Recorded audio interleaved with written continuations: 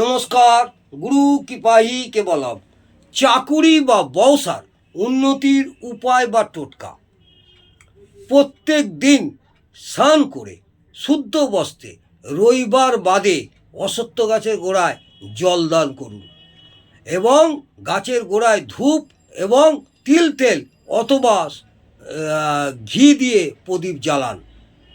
তারপরে করজোড়ে অশ্বত্থ গাছটিকে প্রণাম করবেন। আরেকটি করবেন, 7 দিন হয়ে যাওয়ার পর 7 দিন এইভাবে দেওয়ার পর হলুদ সুতো কিনবেন। সেই হলুদ সুতো কিনে গাছটিকে 7টি বেড় দিয়ে হলুদ সুতোটাকে বেঁধে দেবেন এবং আপনার মনস্কামনা জানিয়ে গাছটিকে প্রণাম করবেন। এইভাবে বেশ কিছুদিন করার পর দেখবেন আপনাদের চাকুরি বা ব্যবসার উন্নতি কিছুটা হলেও হবে। আশা করব আশানুরূপ আপনারা ফল পাবেন। নমস্কার, জয় মা তারা। ভালো থাকুন, সুস্থ থাকুন, আনন্দে থাকুন।